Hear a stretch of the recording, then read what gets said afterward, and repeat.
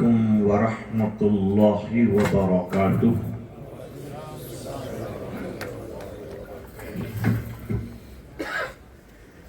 بسم اللہ الرحمن الرحیم۔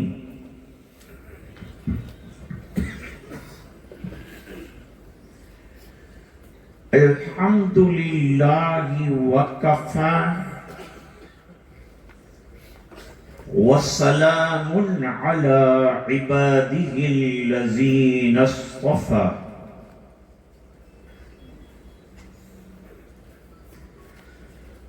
خصوصا علی افضلهم وخاتم النبیین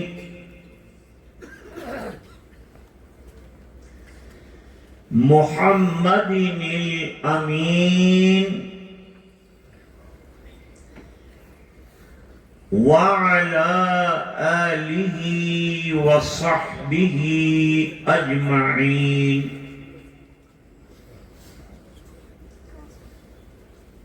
اما بعد،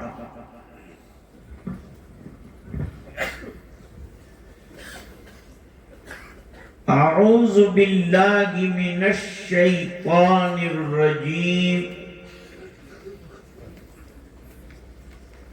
بسم اللہ الرحمن الرحیم۔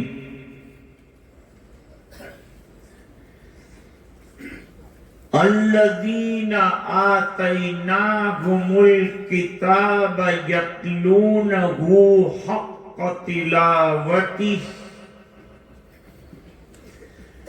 اولئک یؤمنون بہ ومن یکفر بہ فاولئک هم الخاسرون۔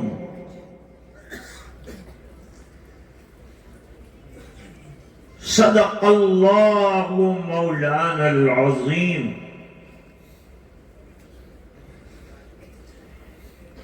اللہم صل علی سیدنا محمد وعلى آل سيدنا محمد وبارك وسلم۔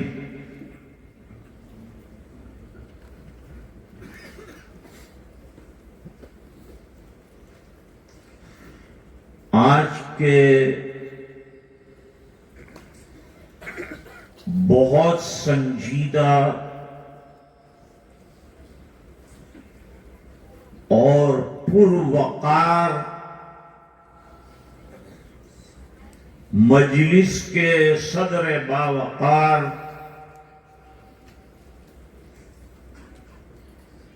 حضرت مولانا علیم الدین صاحب ندوی دامت برکاتہم العالیہ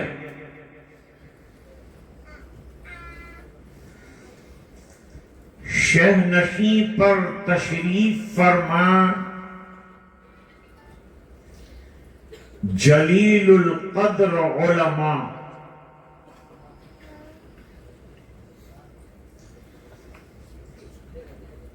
اور سامنے تشریف فرما علماء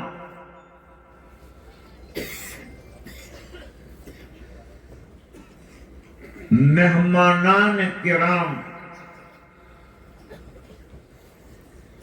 بزرگوں، دینی بھائیوں، طلبائے عزیز، طالبات،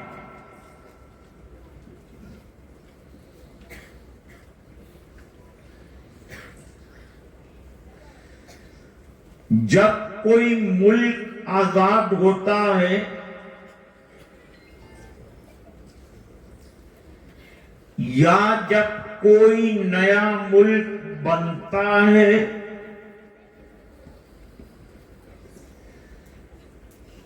تو سب سے پہلے اس کا دستور بنایا جاتا ہے کہ یہ دیش اور یہ ملک کن قوانین کے ماتحت چلے گا،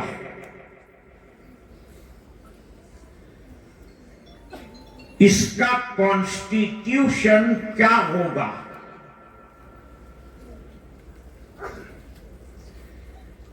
اس کو سب سے پہلے تیار کیا جاتا ہے، کیونکہ ملک کیسے چلانا ہے جب دستور ہی نہیں ہے، کیسے چلے گا؟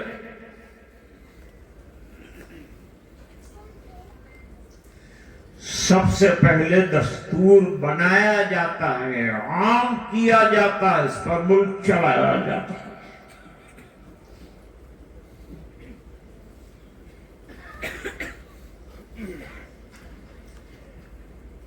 اللہ تعالیٰ نے عرش پر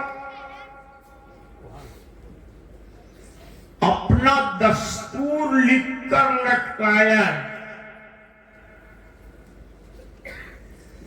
وہ دستور کیا ہے؟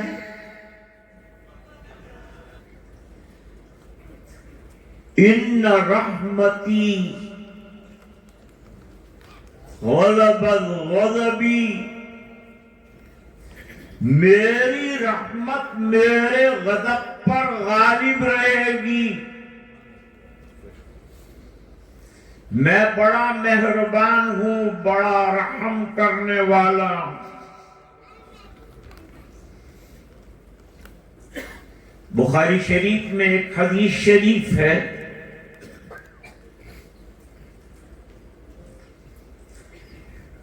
کہ اللہ تعالی نے رحمتوں کے 100 اصول بنائے،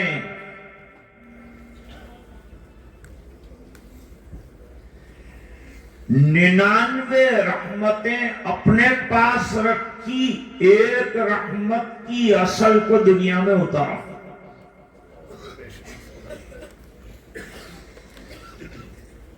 اس کی برکت سے باپ بیٹے میں، اولاد میں، شوہر بیوی میں، رشتہ داروں میں محبت،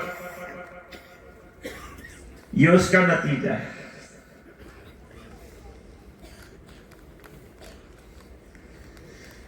یہاں تک کہ جانور بھی اپنے نو پیدا جانور سے اپنے پیروں کو دور رکھتا ہے کہ میرا بچہ کہیں کچل نہ جائے۔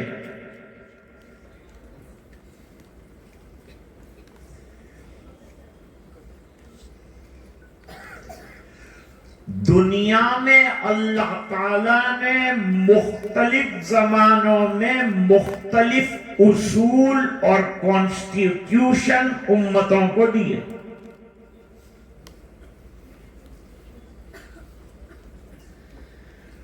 اور سب سے لاسٹ میں اور فائنل جو دستور دیا جو قیامت تک چلنا ہے وہ قرآن کریم ہے۔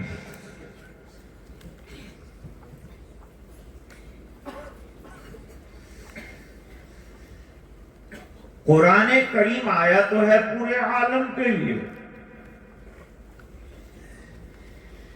لیکن مسلمان بطور دستور کے قرآن کریم کو اپناتے ہیں۔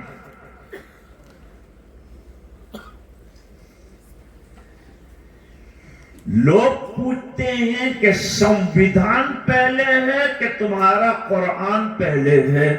سمویدھان 75 سال 100 سال پہلے بنا ہے اور قرآن 1400 سال پہلے آیا ہے۔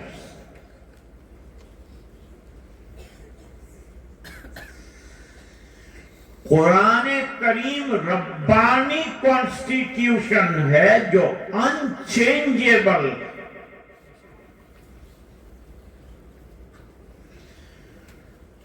اور قیامت تک کے لوگوں کے لیے اصول بن کر آیا۔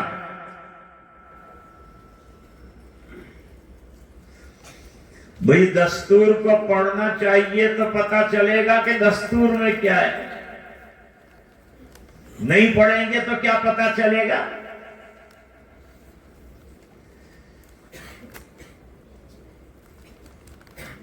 تو پہلا کام یہ ہے کہ قرآن کریم جب دستور ٹھہرا تو ہمیں اس دستور کا مطالعہ کرنا چاہیے۔ ایک وکیل کے یہاں جانا ہوا، کرائم کے وکیل، فوجداری کیس لڑتے تھے، تو ان کے ٹیبل پر ایک بہت بڑا ریک تھا، گھومتا تھا، اس میں کتابیں سجی ہوئی تھی۔ میں نے ان سے پوچھا وکیل صاحب یہ سب کتابیں کیا ہیں؟ فرمایا لا کی کتاب، قانون کی کتابیں۔ میں نے کہا آپ نے تو پڑھ لیا قانون، اب کیا پڑھ رہے ہیں؟ ڈگری حاصل کر لی، LLB کر لیا، آپ کیا؟ فرمایا مولانا قانون روزانہ بدلتے ہیں اور لا کی سچویشن روزانہ بدلتی ہے، اس بنا پر مجھے روزانہ کتاب کا مطالعہ کرنا پڑتا، اسٹڈی کرنا پڑتا۔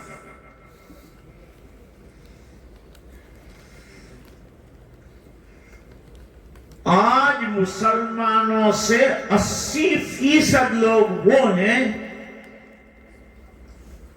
جو قرآن پڑھنا ہی نہیں جانتے۔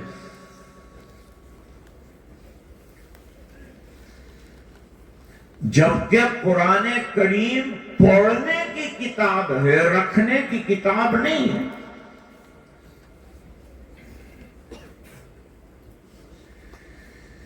پھر ایسی ٹریجڈی ہے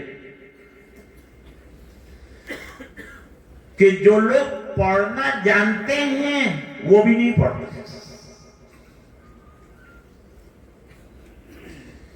اب جو پڑھنا جانتے ہیں ان میں سے 70% وہ ہیں جو سمجھتے نہیں ہیں،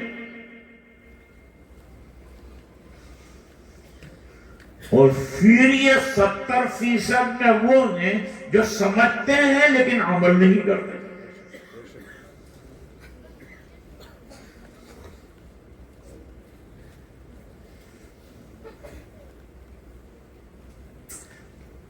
آقا انعامدار جناب رسول اللہ صلی اللہ علیہ وسلم جب نام آئے صلی اللہ علیہ وسلم ضرور کہیے کنجوسی اور بخیلی مت کیجیے۔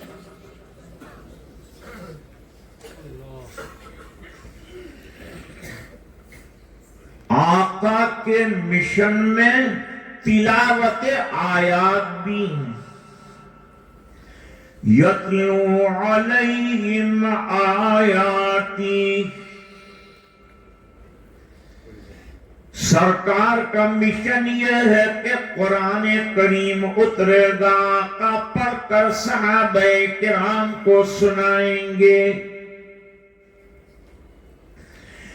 یاد رکھنا قرآن کے حافظ بھی اللہ ہے اور تلاوت کرنے والے بھی اللہ ہیں۔ اللہ فرماتے ہیں فَإِذَا قَرَأْنَاهُ فَاتَّبِعْ قُرْآنَهُ ثُمَّ إِنَّ عَلَيْنَا بَيَانَهُ۔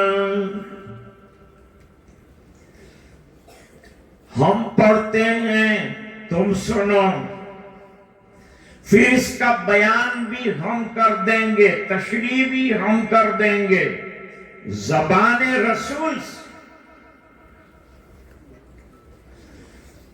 جو آیت پڑھی ہے اس کا شان نزول تھوڑا سا آپ کو سمجھا دوں، پھر جو بات کہنی ہے کہوں گا۔ سورہ بقرہ کی آیت پڑھیے، پہلا پارہ ہے۔ اللہ فرماتے ہیں الذین آتیناہم الکتاب یتلونہ حق تلاوتہ اولئک یؤمنون بہ۔ جن لوگوں کو کتاب دی گئی وہ کتاب کی تلاوت کا حق ادا کرتے ہیں، یہی اصل میں ایمان والے ہیں۔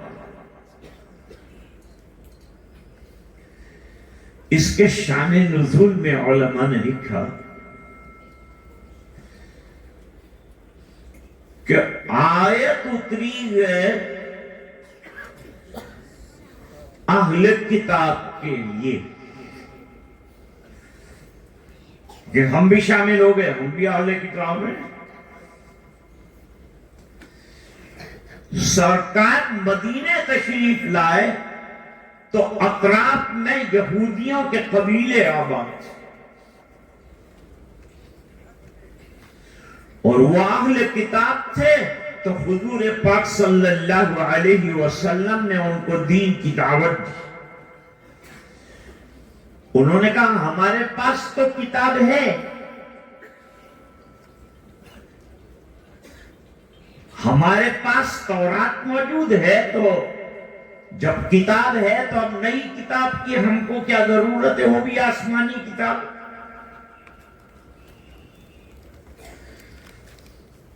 ابھی بھی کہتے ہیں یہود کہ ہمارے پاس کتاب ہے، لیکن جب نئی کتاب آ جاتی ہے تو پرانی کتاب آؤٹ آف ڈیٹ ہو جاتی ہے، ایکسپائری ڈیٹ کی کتاب۔ اب جو نئی کتاب قرآن کریم آئی ہے یہ ناسخ کتاب ہے، اپ ٹو ڈیٹ کتاب ہے، until the day of judgment, قیامت تک کے لیے یہ ایک ہی کتاب ہے،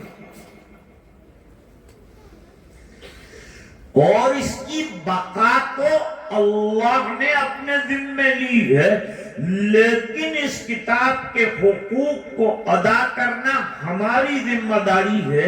اللہ فرماتے ہیں تورات میں ہم نے لکھا تھا کہ جب آخری رسول آئیں تو ان پر لے آنا ایمان، جو ایمان لائے گا وہ حقیقت میں تورات کی تلاوت کرنے والا مانا جائے گا۔ یوں سمجھا جائے گا کہ اس نے تلاوت کا حق ادا کر دیا، یہ مانا جائے گا۔ یہ تو شان نزول ہو گیا۔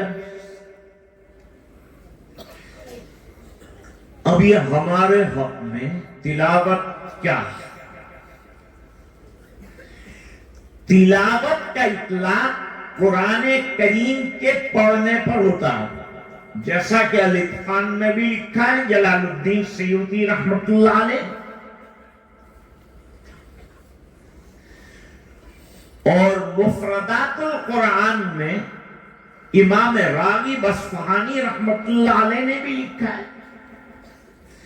لفظ تلاوت کا اطلاق قرآن کریم کے اوپر ہوتا ہے، اور دوسری کتابوں کا اس کے اوپر پڑھنے کا اطلاق ہوتا ہے۔ کبھی مجازی طور پر حدیث شریف کے لیے کہہ دیتے ہیں کہ میں نے حدیث تلاوت کی۔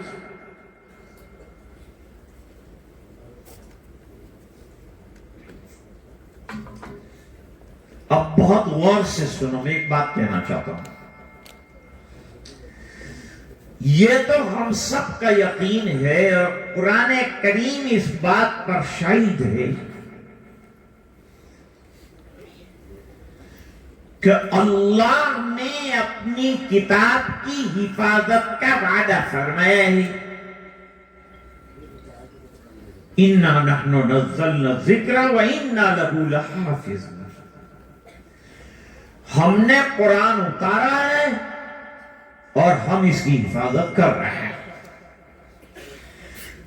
یہ حفاظت کا سلسلہ جاری رہے گا، اور علماء فرماتے ہیں نحنو لائے، انا لائے، جمع کا صیغہ لائے، یہ بتانے کے لیے کہ امت کے چھوٹے چھوٹے بچوں کے سینوں کو لے لیں گے اور اس کے اندر ہمارا قرآن رکھ دیں گے اور ان کے سینے میں محفوظ کر دیں گے۔ یہ حفاظت کا طریقہ ہے۔ اللہ جس طرح سے چاہے حفاظت فرمائے۔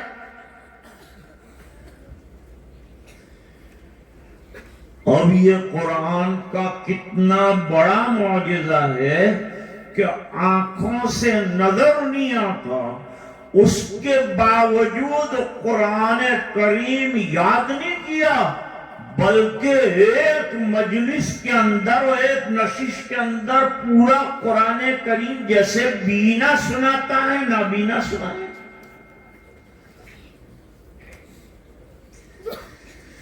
اس کو قرآن کریم کا معجزہ ہی کہہ سکتے ہیں۔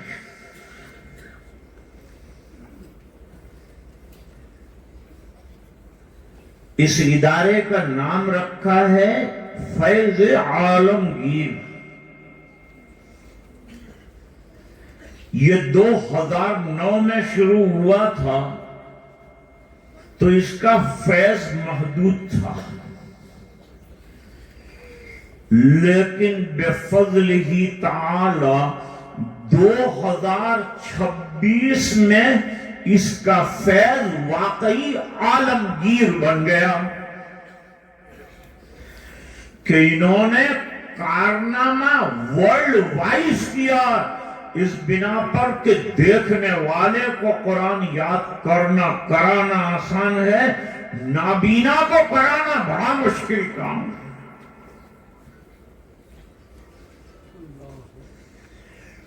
اگر یہ بچوں نے قرآن حفظ نہ کیا ہوتا تو یہ ٹرین میں گانے بجانے کا کام کرتے یا گداگری کا کام کرتے. اب قرآن کریم نے ان کو حافظ بنا دیا، اب یہ بہت بڑے مقام کے حامل ہو گئے.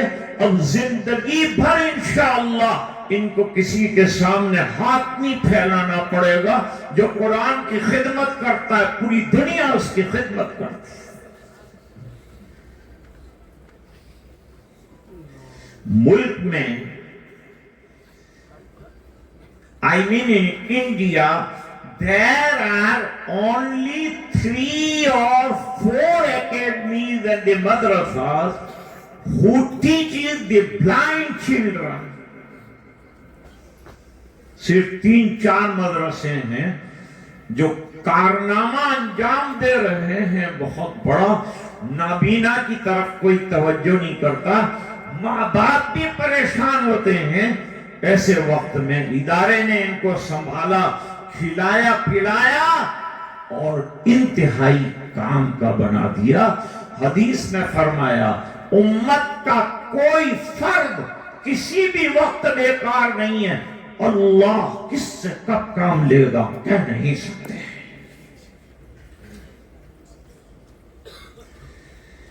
حدیث شریف میں فرمایا، مشکات شریف میں حدیث موجود ہے، الناس معادن کمعادن الذهب والفضة. لوگ سونے چاندی کی کھانوں کی طرح، اللہ نے ان میں کیا کیا لائبلٹیز رکھی ہیں اور کیا کیا صلاحیتیں رکھی ہیں اور کیا کیا ٹیلنٹ رکھے ہیں، یہ وقت آنے پر پتہ چلتا ہے.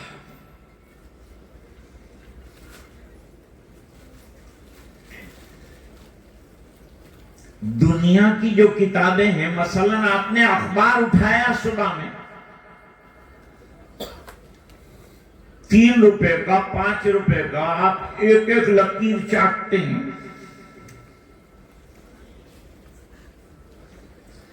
پیر پہ پیر چڑھا کے اخبار سر پہ اٹھا کے پڑھ، لیٹ کے پڑھتے ہیں، لمبے ہو کے پڑھتے ہیں. میرا ایک دوست تھا، وہ اخبار پڑھ رہا تھا تو میں نے اس سے پوچھا کہ یہ کیا کر رہا ہے؟ کہ جھوٹ کے اندر سے سچ نکالنے کی کوشش کر رہا ہے.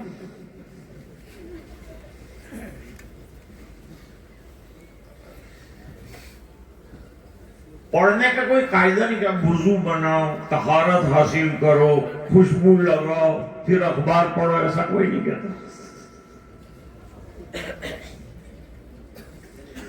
کوئی دوسری کتاب آپ پڑھ رہے ہیں ادب سے پڑھیں، اندر سرکار کا نام آ رہا ہے، کوئی دینی کتاب ادب سے پڑھیں. لیکن قرآن پڑھنے کے 60 آداب ہیں. None other book than Quran Kareem will recite it with the rules and the regulations and etiquettes whatever ulama has described.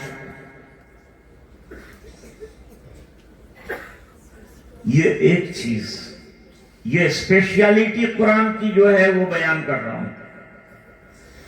Number 1، باوضو پڑھو، قبلہ رخ بیٹھو، ادب سے پڑھو، دو زانو بیٹھو، خوشبو لگاؤ، حماتن متوجہ ہو جاؤ اور سوچو کہ اللہ مجھ سے ہم کلام ہے.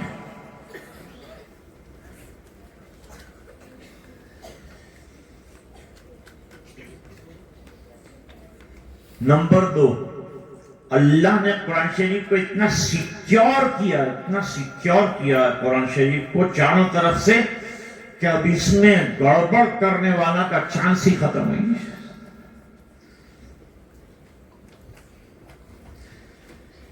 مثال کے طور پر قرآن کریم پڑھنے کا ایک طریقہ بتایا. ابھی حضرت رپورٹ میں کہہ رہے تھے اقرأوا القرآن بلحون العرب، قرآن کریم کو عربی لہجوں میں پڑھو.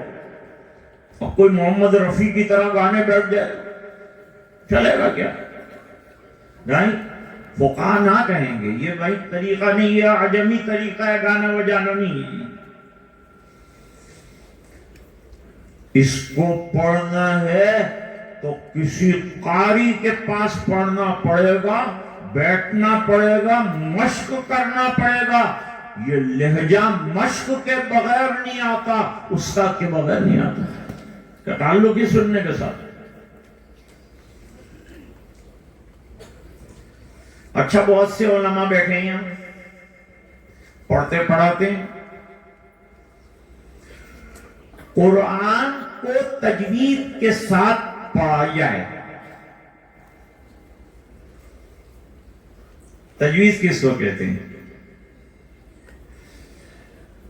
بہت اچھی بات کہی. یوں فرمایا صاحب خلاصۃ البیان نے، التجوید اداء کا ادائی رسول.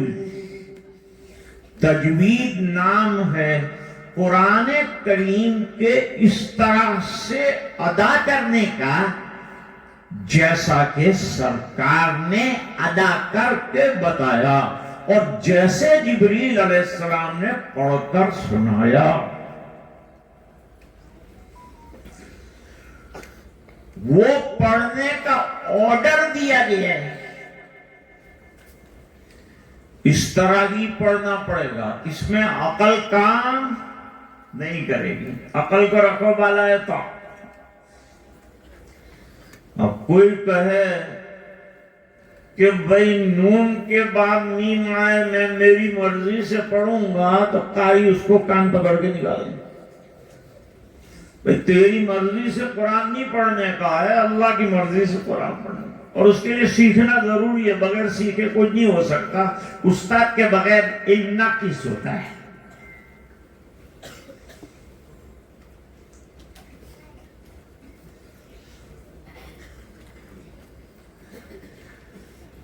اب تجوید سے قرآن پڑھنا ہے. حکم کیا ہے؟ وَرَتِّلِ الْقُرْآنَ تَرْتِيلًا.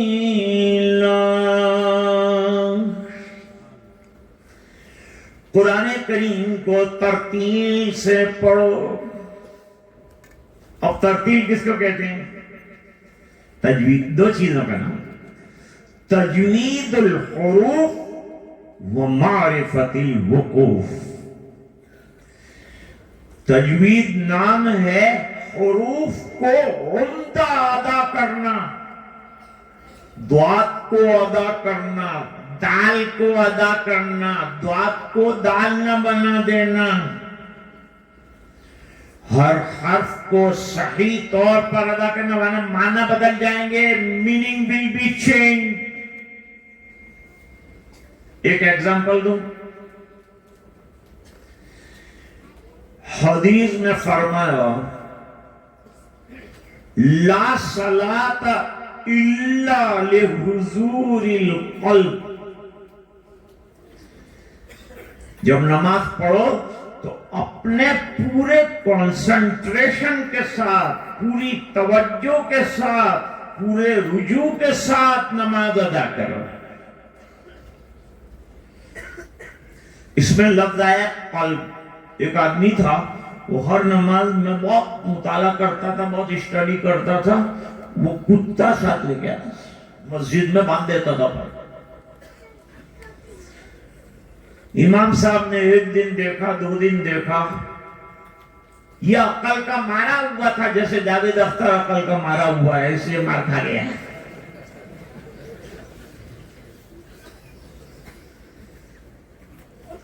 بھائی کتا لے کے کیوں آتے؟ کہا حدیث میں.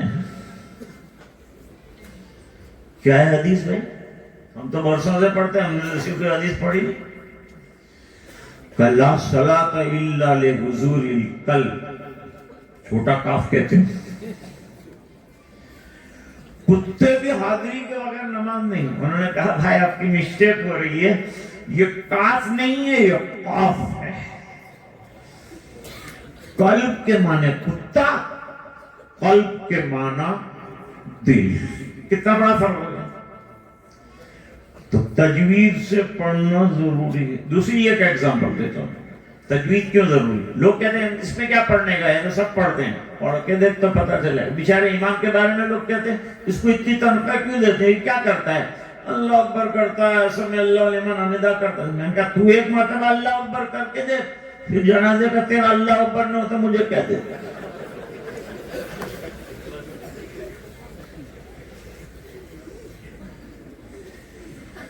یہ کوئی کھانے کا کھیل نہیں ہے نماز پڑھانا, یہ سرکار کی نیابت ہے بھائی. اس کی قدر کرو اور ائمہ کو خوب دو.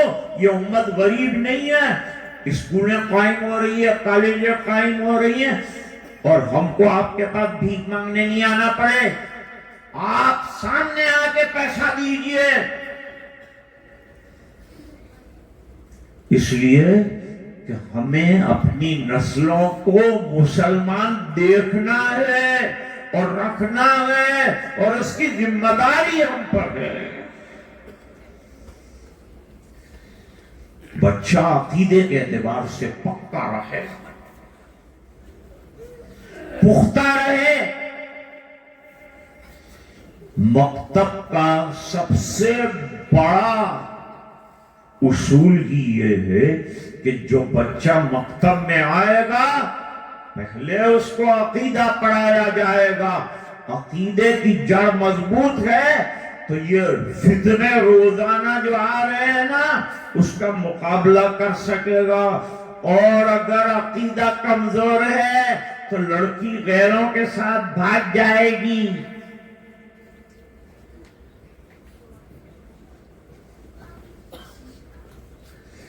ہم لوگ درود شریف پڑھتے ہیں,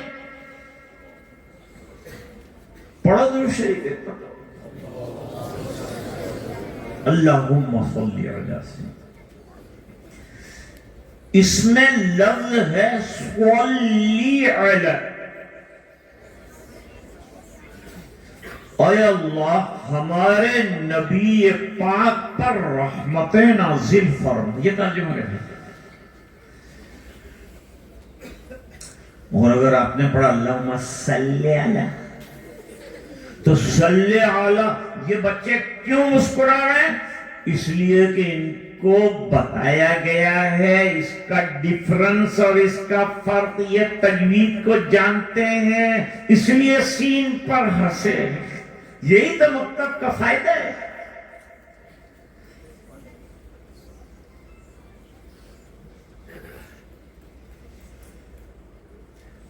سین سے سلے کا ترجمہ میں نہیں کروں گا, علماء کو معلوم ہے اس کا ترجمہ میں نہیں کروں گا, اتنا ڈینجر ترجمہ ہو جاتا ہے. ہم لوگ کیا سمجھتے ہیں کہ تجوید بچوں کے لیے ضروری ہوگا, مولانا کے لیے ضروری ہوگا.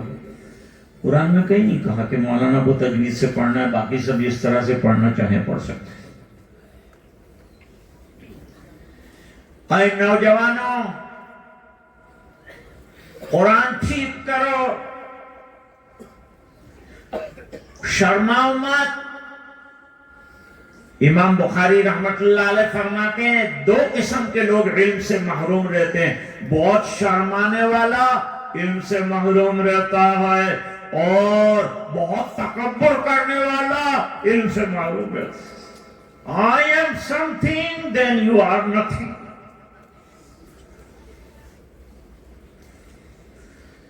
بلکہ ہمارے بزرگان دین فرماتے ہیں کہ علم تو نام ہی ہے ہیچ مدانی کے اقرار کا. یوں کہو کہ مجھے کچھ نہیں آتا، جب علم پڑھے گا تو پتا چلے گا کہ مجھے کچھ نہیں آتا. کتنا سمندر پڑا ہے علم کا، چند حروف ہم نے حاصل کیے، ان میں کیا بڑائی کرے.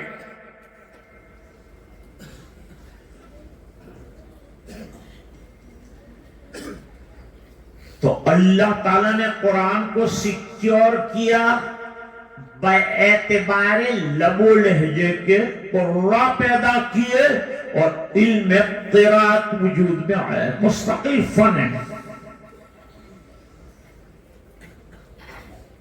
غور سے سنو میری بات.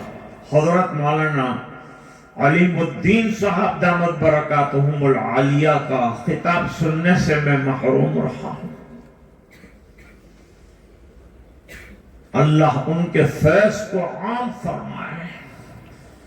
جتنے علماء اسٹیج پر بیٹھے ہیں اور سامنے بیٹھے ہیں اور کام کر رہے ہیں، اللہ تعالیٰ ان کے فیض کو بھی عام اور تام فرمائے. لب و لہجے کی اللہ نے حفاظت کی، قرآن کو حفاظت کروا دے. لب و لہجے کی حفاظت. اچھا قرآن شریف لکھنا ہو تو میں اپنی عقل سے نہیں لکھ سکتا. خطان لا یقاسان، خط القوافی و خط القرآن. قوافی کے خطوط جو ہیں وہ بھی عقل سے طے نہیں ہوتے، اور قرآن کا رسم خط بھی عقل سے طے نہیں ہوتا. بھئی لفظ صلاۃ کے اندر کہیں واو نظر آ رہا ہے؟ زکات کے اندر نظر آ رہا ہے؟ آپ عقل سے لکھیں گے تو واو نکال دیں گے، لیکن رسم خط میں بتایا کہ صلاۃ میں بھی واو آئے گا اور زکات میں بھی واو آئے گا. اور کیوں آئے گا؟ بھئی ہر کیوں کا جواب نہیں ہوتا، دروازہ پرانا ہو جاتا تو کیوں کرتا ہے تو اس کو آئی ڈالنا پڑتا، تب جا کے وہ کیوں بن ہوتا ہے.